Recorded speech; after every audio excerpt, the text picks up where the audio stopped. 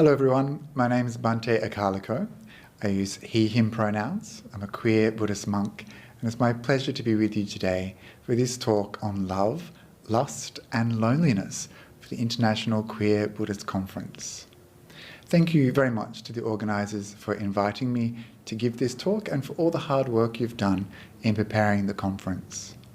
I'd like to begin, as we do here in Australia, by acknowledging the land which I'm speaking to you from today, which is the land of the Barmadagal people of the Darug Nation. And this land was never ceded and will always be Aboriginal land. I'd like to also pay my respects to their elders, past, present and emerging, and to extend that respect to all First Nations people everywhere. And I'd also like to acknowledge today our queeros and transcestors, our rainbow family from the past, and to remember that there has always and there will always be queer people. Queer people have existed everywhere, including Buddhism, throughout the ages. And so thinking today especially about those beings who experienced love, experienced lust and loneliness, all those stories from the past which perhaps remain hidden, unknown, untold, or covered up. So thinking today about this topic, love, lust and loneliness, and wanting to bring to you a queer perspective, a Buddhist perspective on these issues. So love, lust and loneliness are three things that circle around each other, inform each other, affect each other, influence each other, and impact our lives. So you might feel a little bit lonely and you start looking for love. And who knows, maybe you end up feeling more lonely. Or you get it and your lust takes you away from that love towards someone else.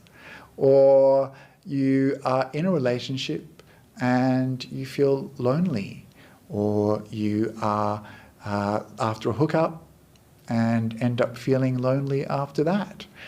So these things, how do they impact us as queer Buddhists, and what's a queer Buddhist way of examining these topics? To begin, let's start off with loneliness.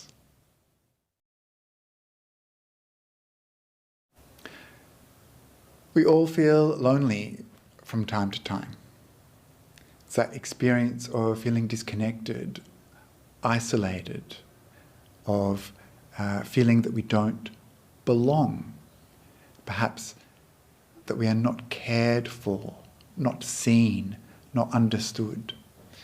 So this is a very human experience, and it's an experience that drives us to connect with people physically, to connect with them socially or intimately. And this is something which is also something that drives people to connect spiritually as well. I think there's something particularly special and poignant about queer loneliness.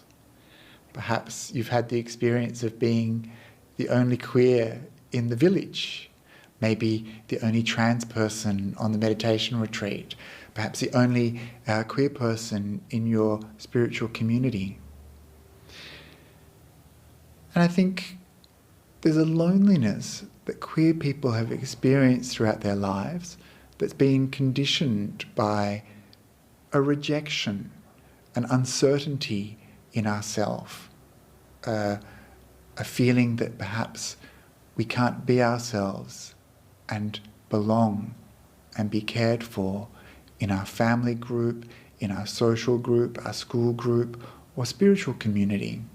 It's a feeling perhaps of that sadness that comes from being misunderstood, from not being sure if we're safe or loved.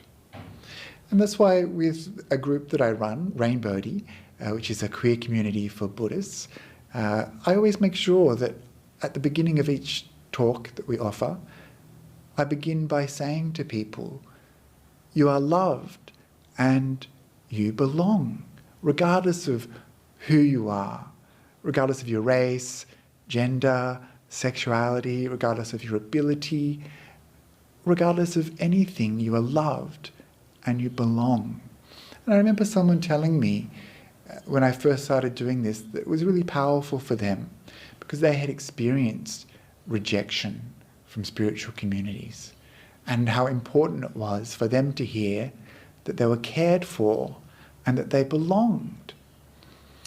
So this experience of queer loneliness is something I just wanted to draw attention to and to thank organisers like the International Queer Buddhist Conference or other affinity groups who acknowledge this and who create spaces where queer people can come together in spiritual friendship, in queer friendship, and to feel like they are connected to people who don't judge, who understand, who love and care for them for who they are, and that they can belong. And this kind of spiritual, social connection is really nourishing and important for us. And it's something that's very special. And that's why experiences like this queer festival are great, because it brings us together and reminds us, actually, I'm not alone. There's other people just like me going through similar things to what I go through, who get me, who see me for who I am.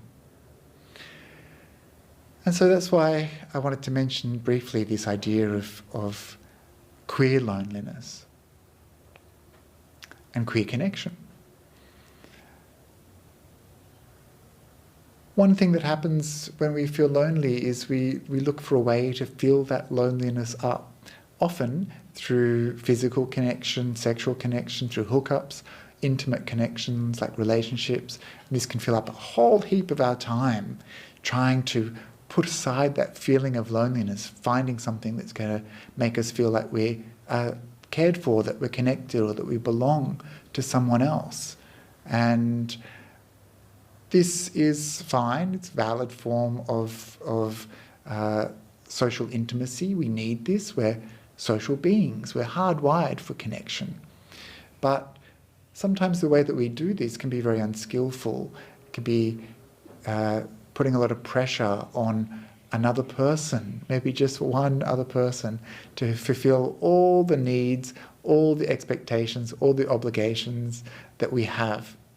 So sometimes that loneliness, where we think that if we can just find another person who is just like a part of us, to complete us, to make us whole, that this kind of connection sometimes can make us feel even more lonely. Firstly, we neglect our friendships and our other relationships with friends and family, or we get disappointed so easily because that person can't provide all the things that we need. It's impossible for someone to provide all the things that we need. And so when I think about loneliness, I think about spiritual connection, spiritual friendship. And this is something that was praised by the Buddha. He said it was the whole of the spiritual life, spiritual friendship. And when you think about it, spiritual friendship is something that's going to nourish us on so many different levels. It's going to help us be a better partner. It's going to help us be a better lover, better carer, better parent, better family member, better member of society. Because spiritual friendship is going to help us grow in a way that is not dependent upon self-interest or other person's expectations. And so spiritual friendship is something that I think as queer Buddhists we need to encourage in ourselves, with each other, and to keep coming together in these kind of community events in ways where we can be seen, understood, accepted for who we are, and to develop our minds, to develop our hearts, and become better people, more spiritual, more ethical, more wise people. And this is why spiritual friendship, I think, is so important on the spiritual path. There is a difference, however, between solitude and loneliness. So often in Buddhism, I think people have this romanticized ideal of a hermit on a mountaintop, and that we don't need other people, that other people are just a distraction, are a hindrance, something that we crave company for, we need to belong. All these things act as an impediment on our spiritual path. But this isn't true. We need other people. We need to belong. Monks and nuns are dependent on the lay community, and we all are dependent upon each other in some way. And so solitude is when we've chosen to be alone. And it has to be the right type of solitude based on wisdom, so that we go alone, we have that time to ourselves for meditation and practice, and then we come back to community, and we come back with more love in our hearts, more wisdom in our minds, more kindness and more giving to share and connect with other humans. Loneliness, however, is that feeling of something that's happened to us that isn't fair, doesn't feel right, makes us feel upset and sad. And so it's important to distinguish between these two things. The Buddha did say that there is no shelter, there is no protector. We're by ourselves. Our karma is our own karma. And so this is true. This is important to understand with a mind of wisdom, but it doesn't mean that we still can't have important connections, whether with family, friends, intimate partners, intimate relations, or spiritual communities. And for those people who feel alone and it really affects them, then I want you to know that you're not alone. One of the things that I often do is to reflect upon the fact that somewhere in the world right now, someone is practicing metta meditation, sending out love to all living beings, caring for those living beings, wanting to give them a sense of connection, of kindness, of goodwill. And so this is something that I often bring to mind, that I'm not alone, that I'm part of something much bigger. And this is something we can reflect upon too with our spiritual practice. We're part of a community that's international, that has existed for thousands of years.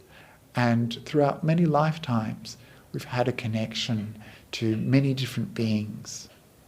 And so we can feel like we do belong, that we have connection, that we are not alone. So next up is the subject of lust.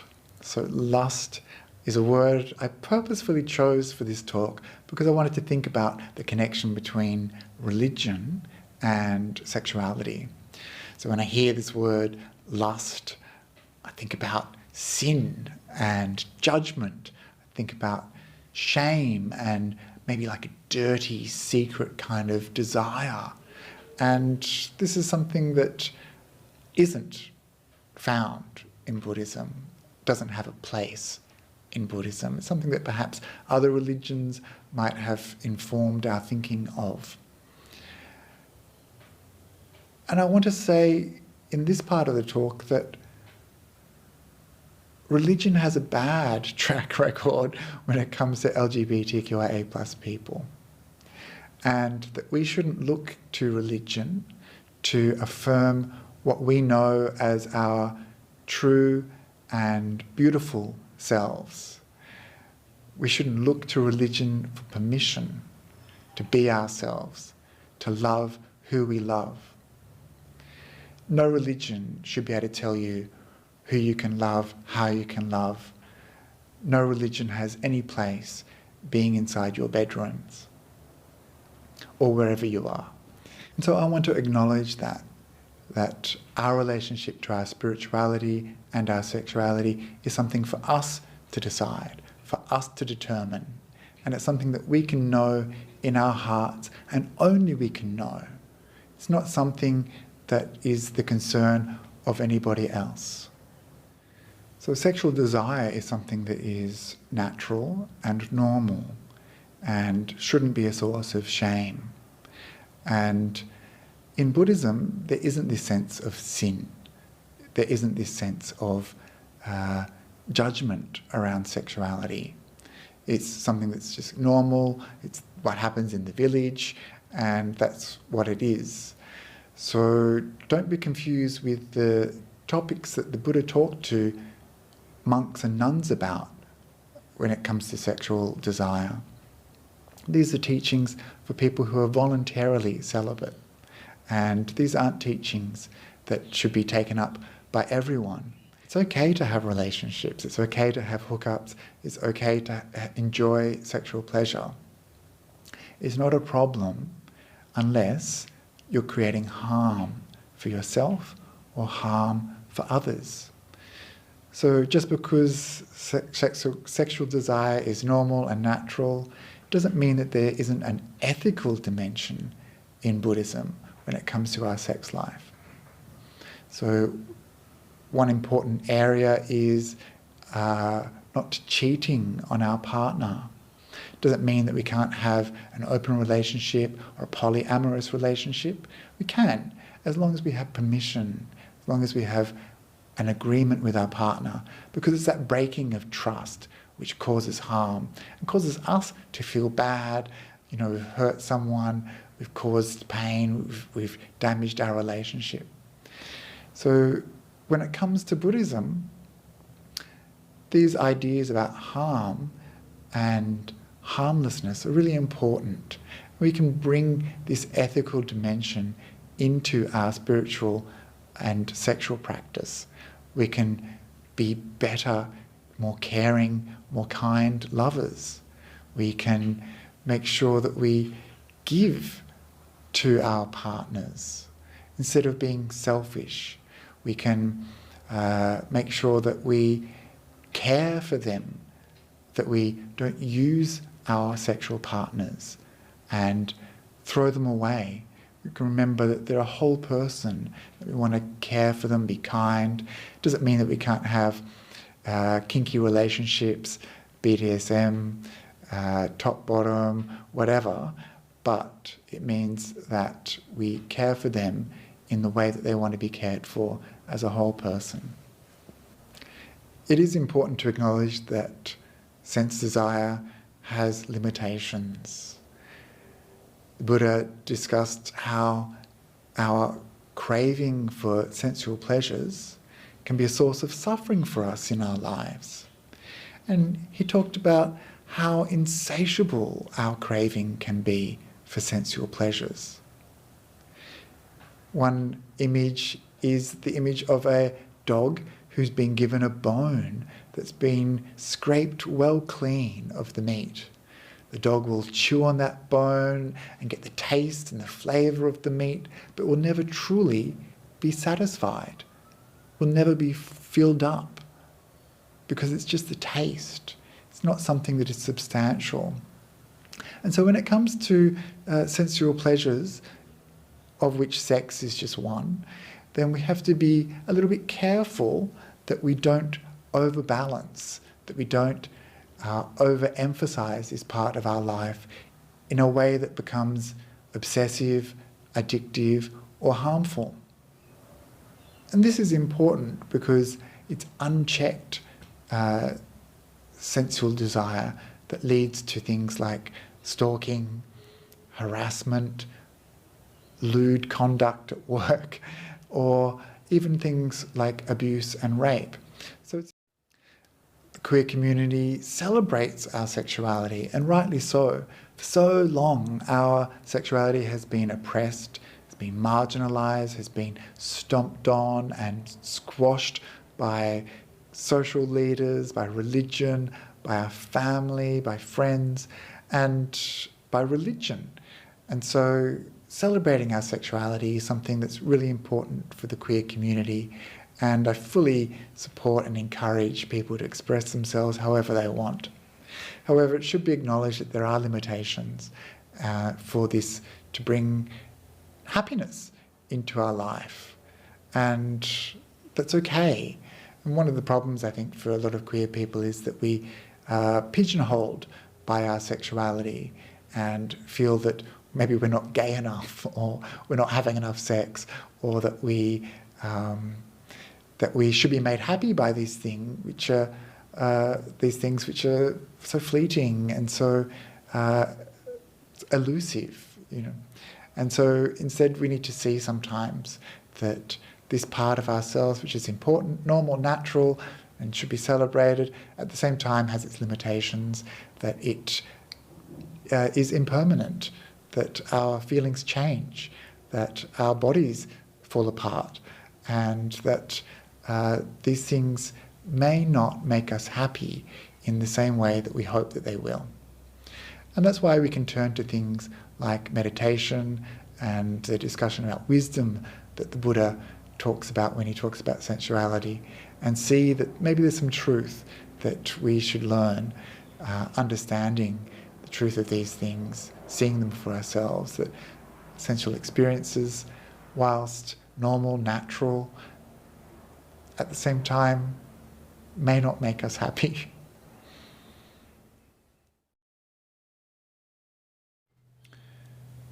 And so now it's time to talk about love. So when I think about love, I think about things like fairy tale weddings, rom-coms, all sorts of fantasies that don't necessarily match reality. It's important for us as queer Buddhists to remember that our intimate and romantic relationships are actually opportunities for spiritual growth. And maybe for many of us, the first relationship that we had was the first time that we moved from a purely selfish, ego, individual-based form of love that only cares about ourselves, towards a love that was more open and expansive, that allowed for that care for another to emerge from our heart.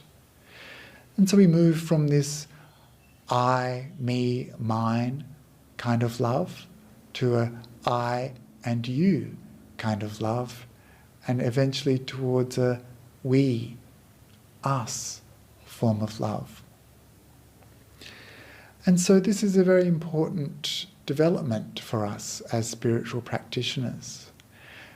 However, this kind of love is fraught with danger because it's very fragile if we only put all of our love into another person, only one other person, pouring that love in.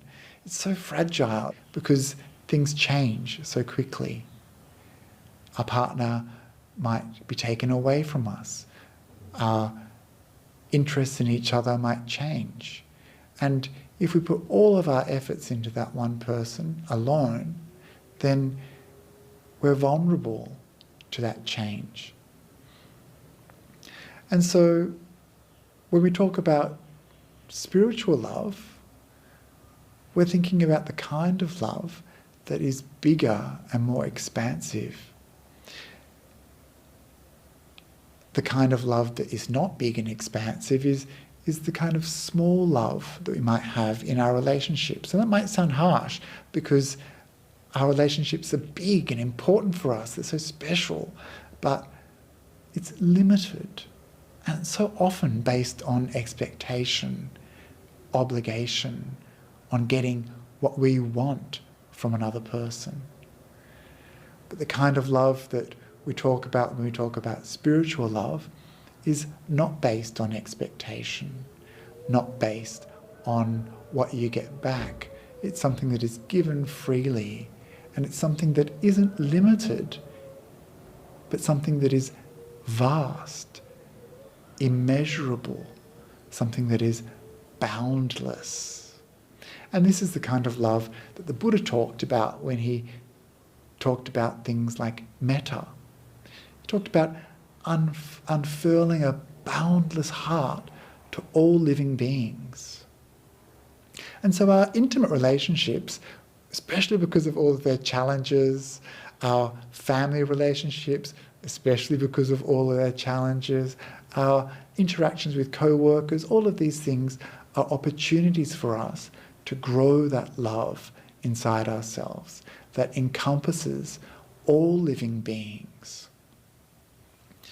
And the way that we do this is beginning with ourself.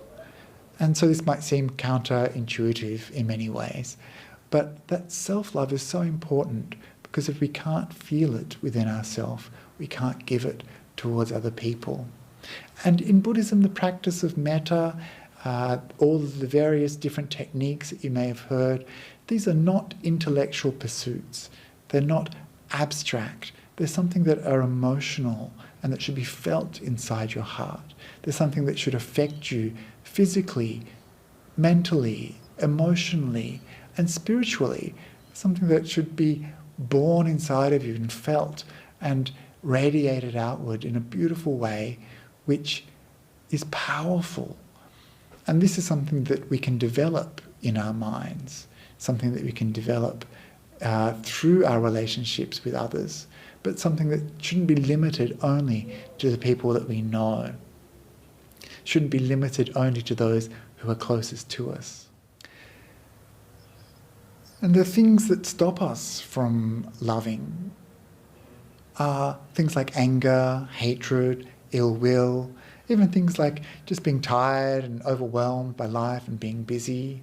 But it's important to know that there's always, deep down inside of you, that capacity, that little bit of love hiding, obscured perhaps by the busyness of the world or the scars of life, relationships. There's a part of you deep inside you that is able to express that beautiful, warm, kind, loving feeling towards yourself and towards others.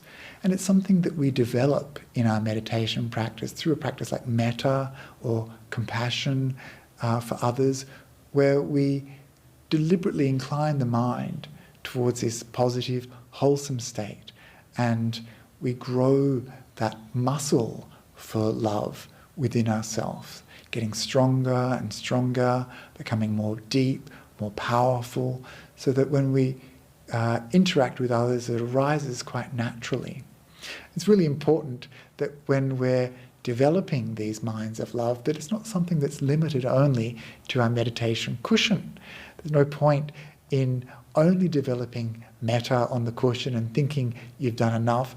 It really does need to show up somewhere in our lives. It means that you are kind to the bus driver. It means that you might make a generous act towards someone or listen to them when they need to be heard. Love has so many different forms, and all of these are spiritual expressions for us. And so when I think about love, I'm not just talking about those limited, intimate, romantic relations, family relations, colleague relations, friendship relations.